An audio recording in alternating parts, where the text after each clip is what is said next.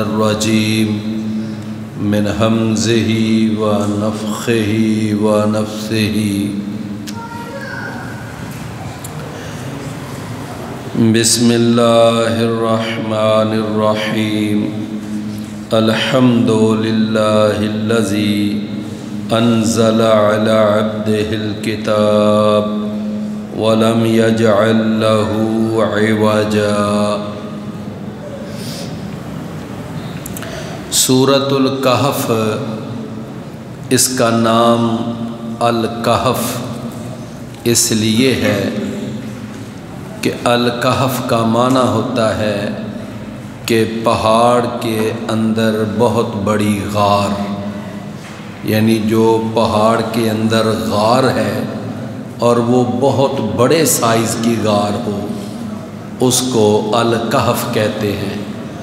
ویسے غار کو عربی زبان میں غار بھی کہتے ہیں، جیسا کہ آپ نے وہ قرآن میں آیت ہے نا کہ اذ ہما فی الغار، جب وہ دونوں ساتھی یعنی دوست غار میں تھے، ابو بکر صدیق رضی اللہ عنہ اور نبی کریم صلی اللہ علیہ وسلم، یہ دونوں جب غار میں تھے، غار ثور، غار حراء، تو یہ غار عربی میں غار بھی کہتے ہیں، لیکن جو پہاڑ کے اندر بڑے سائز کی غار ہوتی ہے تو اس کو کہتے ہیں الکہف۔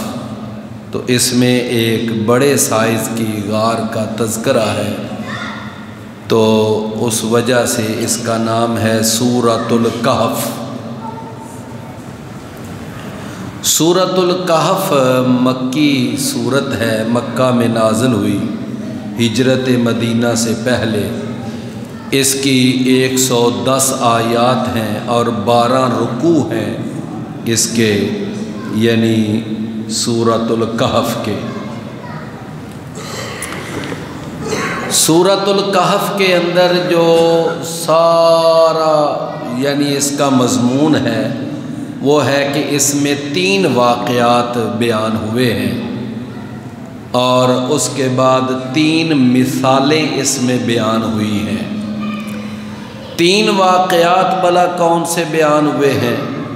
ایک اس میں اصحاب کہف کا واقعہ ہے، اور ایک اس میں جناب موسیٰ علیہ السلام اور جناب خضر علیہ السلام ان کا واقعہ بیان ہوا ہے، اور تیسرا واقعہ اس کے اندر ذوالقرنین کا بیان ہوا ہے۔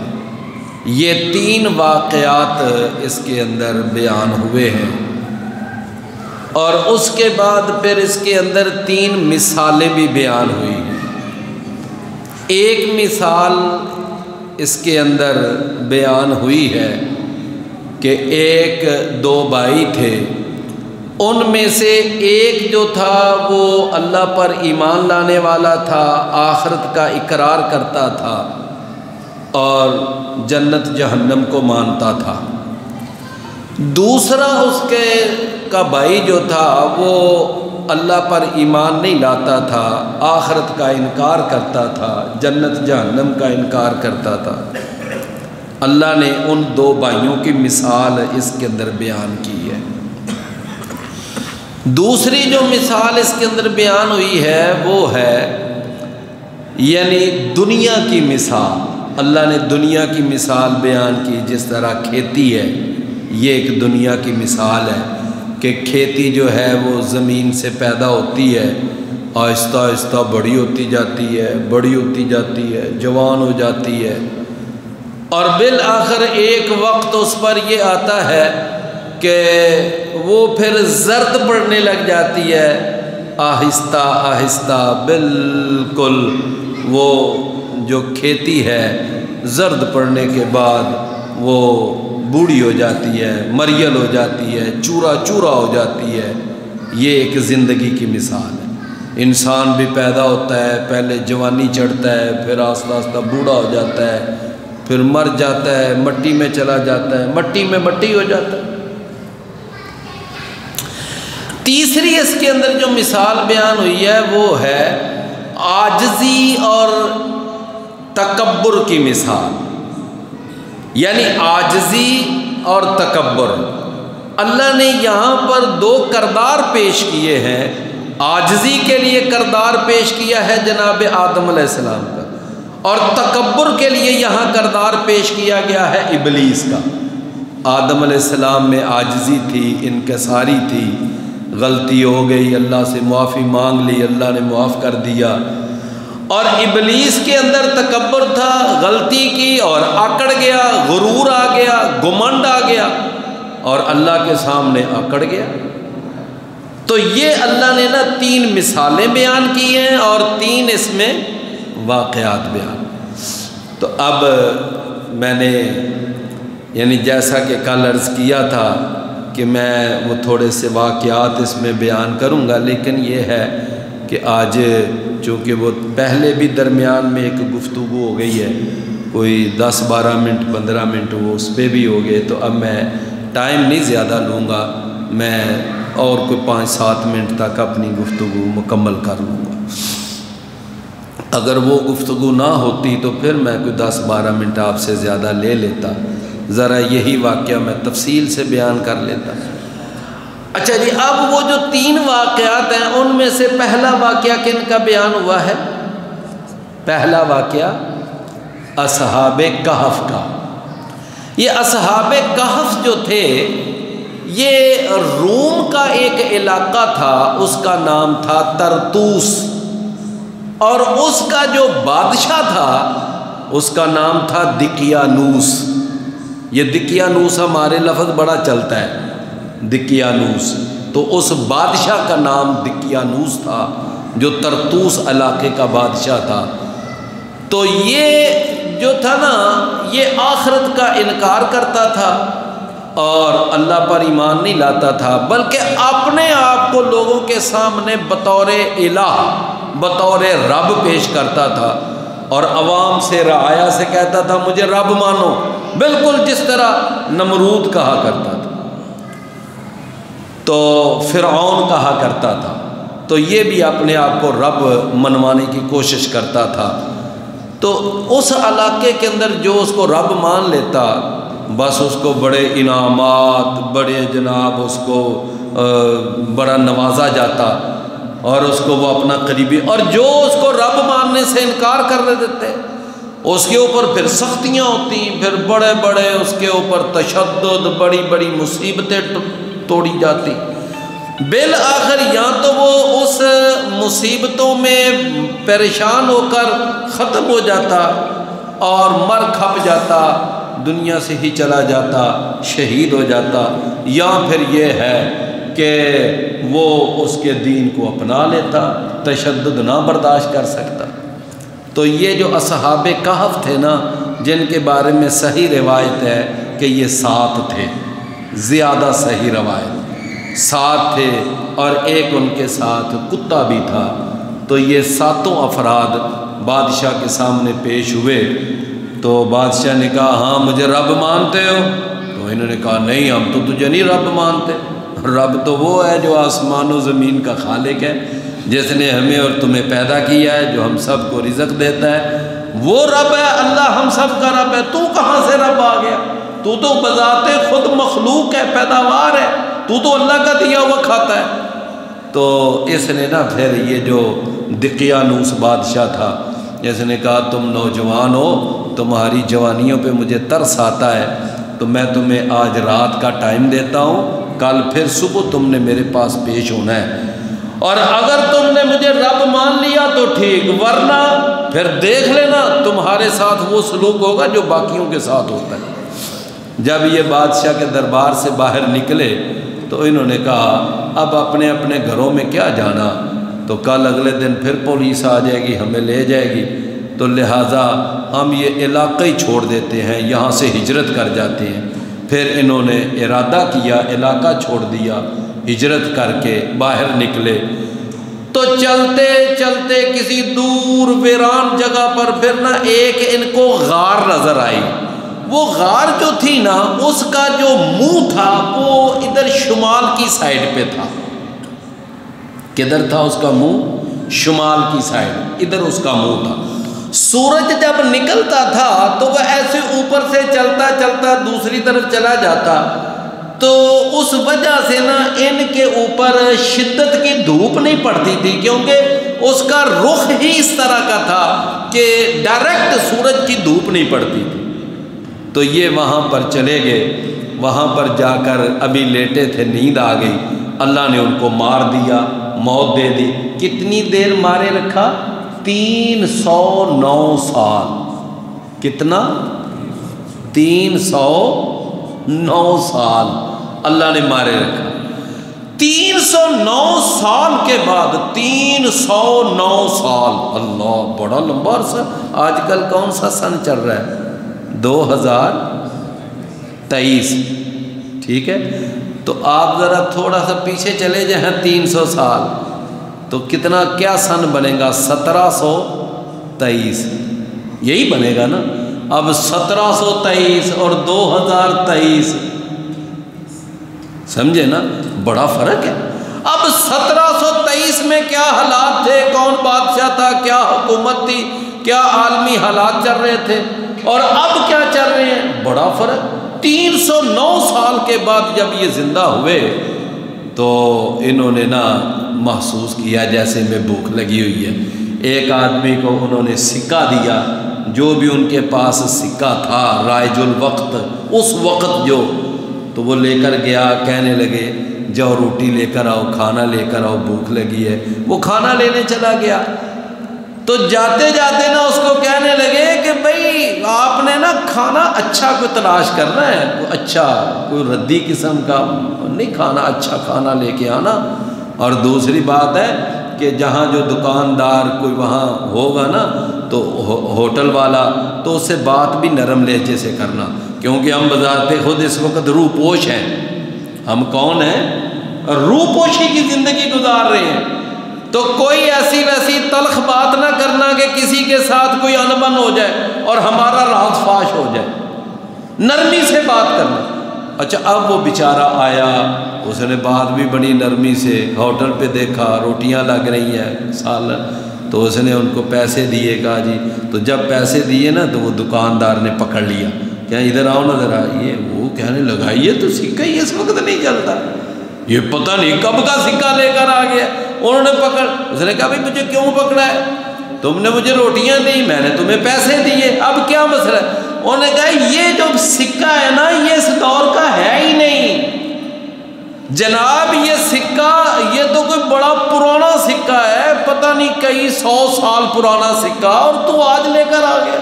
لگتا ہے کہ کوئی پرانا خزانہ تیرے ہاتھ لگا ہے۔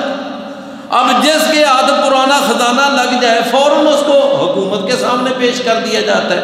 تو وہ کہنے لگا میرے ہاتھ کوئی پرانا خزانہ نہیں لگا، کوئی ایسی بات نہیں۔ بہرحال انہوں نے پکڑا، اس کو حکومت کے سامنے پیش کر دیا، بادشاہ کے پاس گیا، بادشاہ کے سامنے اس نے جا کر ساری بات بتا دی۔ اس نے کہا بادشاہ سلامت یہ بات ہے، ایسے ہوا تھا، وہ جو بادشاہ ہے نا دقیانوس، وہ ہمیں کہتا تھا ہمیں رب مانو، ہمیں اپنا رب معبود مانو، ہم نے نہیں مانا، ہم نکل گئے، پھر ہم گئے ایک غار میں گئے، وہاں سوئے ہوئے تھے، ہمیں جاگ آئی تو میں یہاں کھانا لینے آؤں بس اتنے۔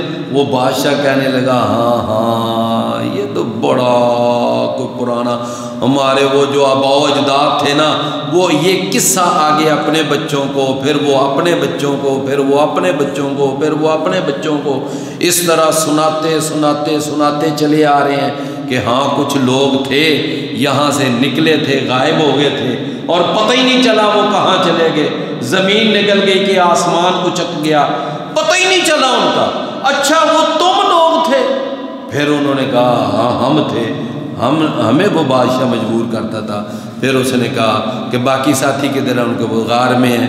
تو وہ جو بادشاہ اب تھا نا وہ اللہ پر ایمان لاتا تھا اور وہ صحیح مومن آدمی تھا اور اس کا صحیح عقیدہ تھا۔ اس نے کہا چلو پھر ہم بھی تمہارے ساتھیوں سے ملاقات کرتے ہیں۔ وہ سارے بیٹھے، ساتھ پولیس ہے، آگے پیچھے بادشاہ کے پورا پروٹوکول، اور یہ جا رہے ہیں غار کی طرف۔ جب غار کے میں اندر پہنچے تو بادشاہ بھی اندر داخل ہوا، اور وہ جو ساتھی تھا ان کا وہ آگے آگے جا رہا ہے، راستہ بتا رہا ہے۔ اندر گئے تو وہ جو تھے نا غار والے، جو باقی وہاں جو 6 افراد، انہوں نے کہا لو بھی پکڑے گئے، مسئلہ کھل گیا, ہمارا راز افشا ہو گیا, تو اب تو ہم پکڑے گئے. انہوں نے کیا کیا, انہوں نے نماز شروع کر دی, نماز پڑھنے لگے, نماز پڑھتے رہے. اب ان کا ذہن یہ ہے کہ ہم اتنی لمبی نماز پڑھیں کہ بالآخر یہ بیٹھ کر اٹھ کر چلے جائیں, تو پھر ہم سلام پھیریں. اب ان کا مقصد یہ ہے کہ یہ سلام پھیریں تو ہم ان سے ملاقات کریں. بالآخر انتظار کر کے انہوں نے پھر سلام پھیرا, ملاقات ہوئی, پھر ساری بات کھلی. انہوں نے کہا ہاں یہ مارا. انہوں نے کہا پھر وہ تو پتہ نہیں بڑا پرانا کوئی دور تھا, 300 سال پرانی بات ہے. اب تو بڑے حالات بدل گئے, اب تو شہر بدل گیا, گلیاں بدل گئیں, چوک چوراہے بدل گئے, اب تو سارے حالات بدل گئے. خیر, انہوں نے کہا بس اتنا وہ بات افشا ہوئی, اور اس کے ساتھ ہی اللہ نے ان کو دوبارہ موت دے دی. اب وہ پھر وہاں فوت ہو گئے, اور اب تک وہ وہاں وفات کی حالت میں ہے. اور اللہ نے ان کے اوپر ایسا پردہ ڈال دیا کہ لوگ یہاں آئیں اور لوگ یہاں پر اس کو سیرگاہ نہ بنا لیں, آتے جائیں دیکھتے جائیں, یہ نہ ایسا. اللہ نے پردہ ڈال دیا, قیامت تک اب ان کے اوپر پردہ پڑا ہوا ہے. وہ کہاں ہیں اللہ, یعنی یہ کسی کو معلوم نہیں, کون سا علاقہ ہے, کون سی جگہ ہے, کیا ہے, کوئی پتہ نہیں. اچھا, اب اس کے بعد یہ ہوا کہ ہمارے بعض بھائی یہاں پر نہ ایک وہ بات کرتے ہیں, کہتے ہیں جی دیکھیں جی ان کے ساتھ کتا بھی تھا, کتا بھی جنت میں جائے گا. بھئی جنت جو ہے وہ انسانوں کے لیے ہے, کتوں کے لیے نہیں ہے.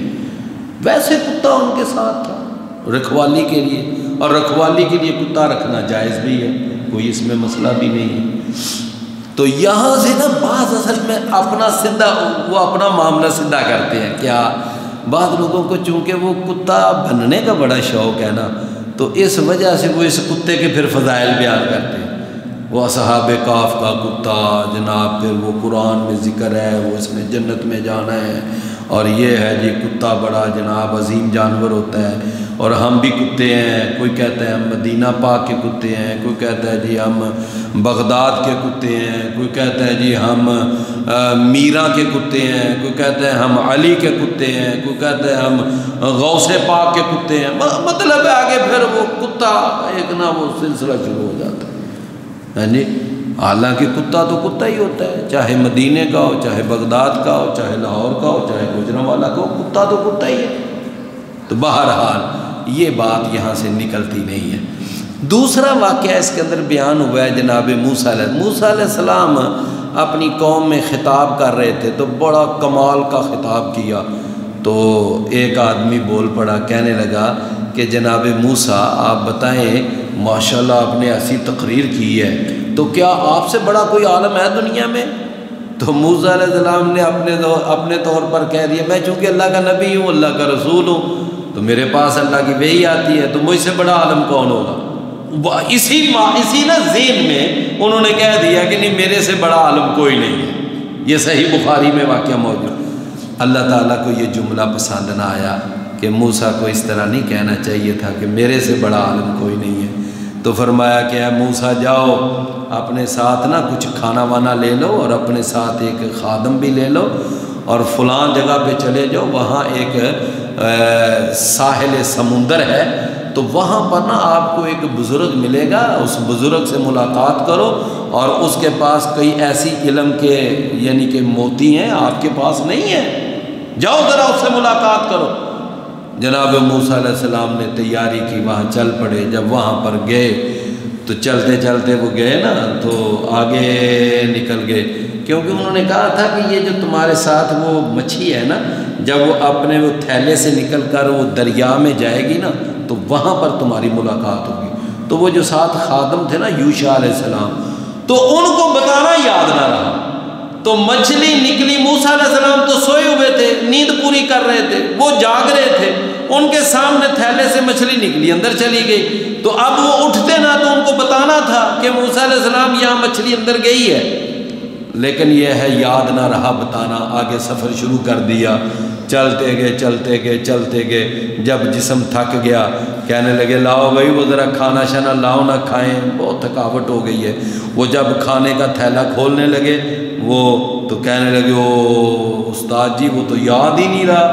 وہ جو مچھلی تھی نا وہ تو اندر داخل ہوگی جہاں ہم نے پیچھے نہیں آرام کیا تھا، تو وہاں پر اندر موسیٰ علیہ السلام کہنے لگے اللہ کے بندے وہاں ہی تو ہم نے جانا تھا، وہی تو ہماری منزل مقصود تھی، وہاں پر ہی تو ہماری اس بزرگ سے ملاقات ہونی تھی۔ کہا بس مجھے یا پھر آپ وہاں سے واپس چلے۔ اب جب وہاں پر آئے تو وہ بزرگ سوئے ہوئے ہیں، لیٹے ہوئے ہیں، چادر لی ہوئی ہے۔ موسیٰ علیہ السلام نے آ کر کہا السلام علیکم ورحمۃ اللہ۔ وہ بزرگ اٹھے، انہوں نے کہا وعلیکم السلام ورحمۃ اللہ، آپ کون ہیں؟ کہا میں موسیٰ ہوں۔ تو وہ خضر کہنے لگے کہ کیا بنی اسرائیل کا موسیٰ؟ کہا ہاں میں بنی اسرائیل کا موسیٰ ہوں۔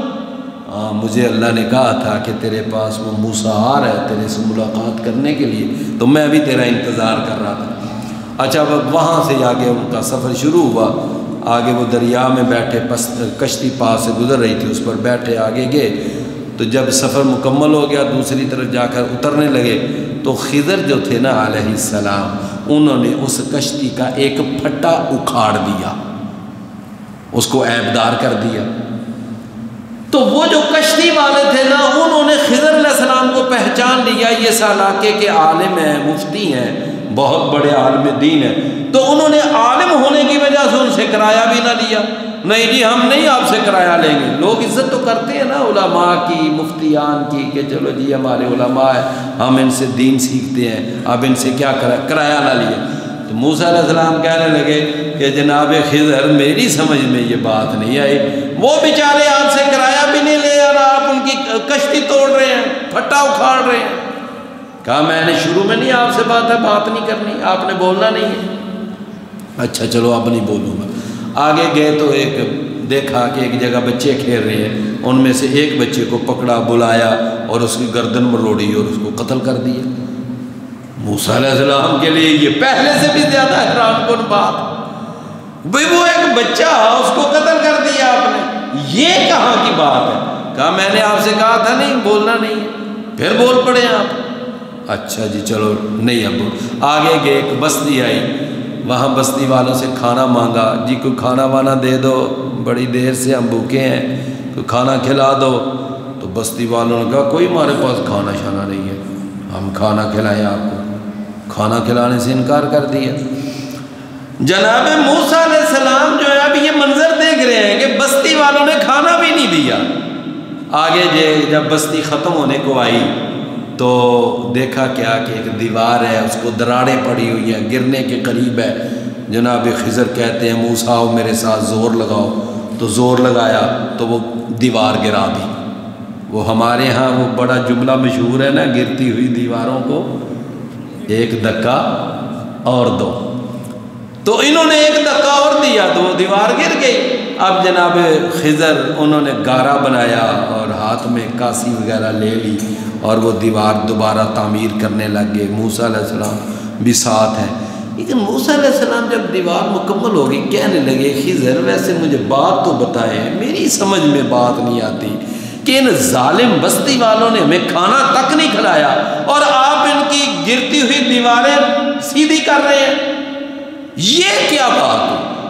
کہا بس میں نے آپ سے کہا تھا نا بولنا نہیں ہے، اب آپ نے تیسرا موقع دے دیا، اب میں اور آپ اکٹھے سفر نہیں کرتے۔ ہاں رہ گئی بات جو آپ کی سمجھ میں نہیں آئی، تینوں باتیں ان کی وجہ سن لو کہ وہ جو کشتی کا میں نے پھٹا توڑا تھا نا، اس لیے کہ وہاں سے ایک بادشاہ نے گزرنا تھا تو وہ ہر صحیح سلامت کشتی کو اپنے ساتھ پکڑ کے لے جاتا تھا۔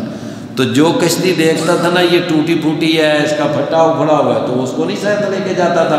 مسئلہ تو ایک بھٹے کا ہے نا، جب وہ بادشاہ گزر جائے گا تو وہ جو یتیم جو مسکین بچے ہیں دو جو اس سمندر میں کام کرتے ہیں، تو وہ دو کیل دو ادھر لگائیں گے ادھر ٹھوک لیں گے، پھر کشتی ان کی سلامت ہو جائے گی، لیکن کشتی بچ تو جائے گی نا، اگر صحیح سالم ہوگی تو بادشاہ ساتھ لے جائے گا، ان کا روزگار ختم رہ گیا۔ وہ بچے کا معاملہ یہ تھا کہ مجھے اللہ نے بتایا تھا کہ یہ بچہ اپنے ماں باپ کے لیے فتنہ بنے گا اور یہ ان کو کفر پر لے جائے گا، تو میں نے اس لیے اس بچے کو قتل کر دیا تاکہ یہ نہ بڑا ہو نہ ماں باپ کے لیے فتنہ بنے۔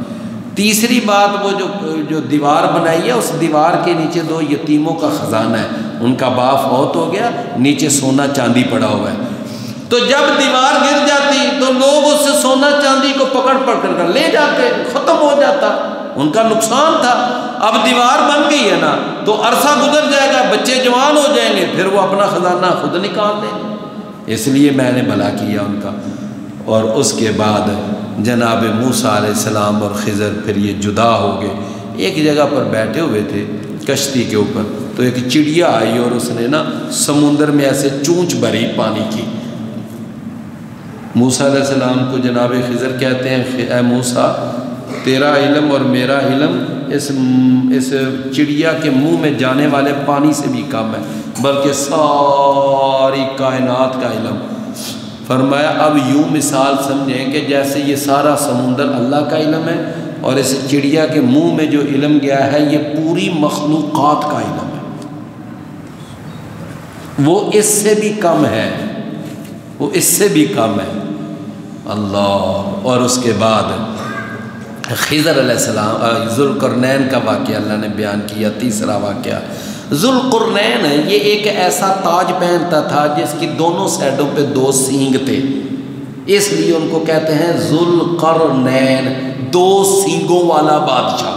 یعنی اس طرح تاج ایک ایسا کہ اس کے ایک دائیں طرف بھی ایک سینگ ایک بائیں طرف، اور وہ بڑا کمال کا کوئی تاج تھا، وہ پہنا کرتا تھا یہ ذوالقرنین بادشاہ۔ تو ذوالقرنین یہ پوری دنیا پر اس نے حکومت کی ہے، پوری دنیا کو فتح کیا ہے، اور 3 سفر اللہ نے اس کے قرآن میں بیان کیے۔ پہلا سفر اس نے مغرب کی طرف کیا، اور یہ فتوحات کرتا کرتا کرتا یہ دنیا کے آخری کنارے پہ جا پہنچا۔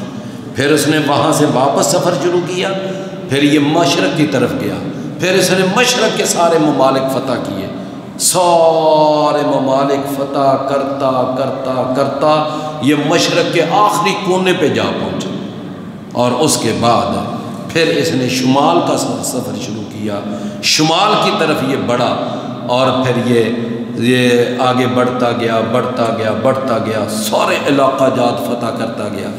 آگے گیا نا تو وہاں جہاں دنیا ختم ہو رہی تھی تو وہاں کے لوگوں نے بتایا کہ ذوالقرنین یہاں پر نا ایک ایسی قوم ہے یاجوج ماجوج، وہ ادھر آتے ہیں اور سارا کچھ کھا پی کر ہڑپ کر جاتے ہیں، بڑی تکلیف دیتے ہیں، ان کا کچھ سد باب کریں۔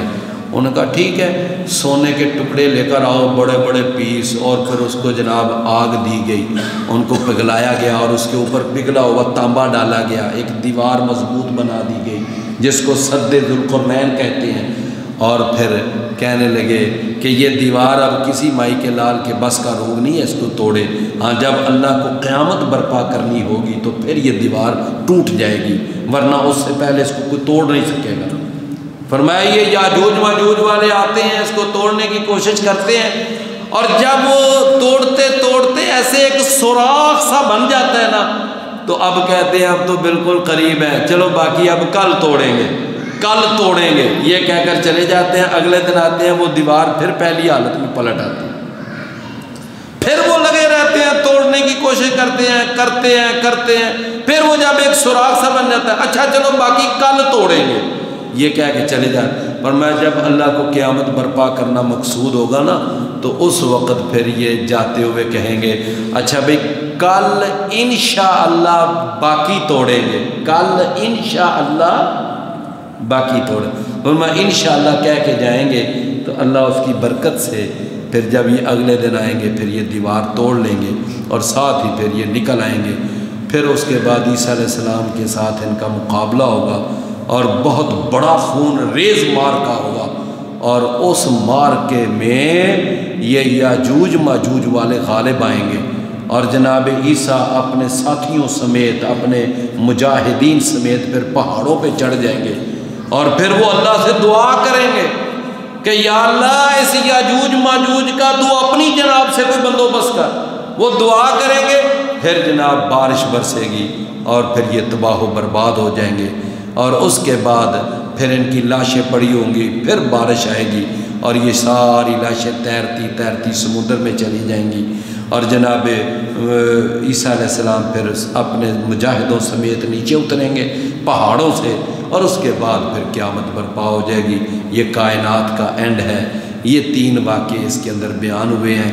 پہلا اصحاب کہف کا واقعہ، دوسرا موسیٰ علیہ السلام اور خضر علیہ السلام کا واقعہ، اور تیسرا واقعہ اس میں بیان ہوا ہے ذوالقرنین کا، آخری آیتیں آخری رکوع کی۔ فرمایا ہم تمہیں بتائیں سب سے زیادہ خسارے والے کون ہیں؟ جو اپنی طرف سے نیک عمل کرتے ہیں لیکن وہ عمل کل قیامت کے دن ان کے نامہ اعمال میں تولے بھی نہیں جائیں گے، اور اللہ ان کو بغیر حساب کی جہنم میں ڈال دے گا۔ یہ کون لوگ ہیں کہ جو اپنی طرف سے نیک عمل کر رہے ہیں لیکن وہ چونکہ بغیر دلیل کے ہیں، بدعت والے عمل ہیں، لہذا اللہ کے ہاں قبول ہی نہیں ہوتے، تو ایسے لوگ خسارے میں ہوں گے۔ اللہ سمجھنے عمل کرنے کی توفیق عطا۔ عام بھائیوں نے آپ کے لیے کعبے کی ضیافت کی ہے۔ میں نے بھائی احسان سے کل گزارش کی تھی کہ وطروں کے سے پہلے ذرا اعلان کر دیا کریں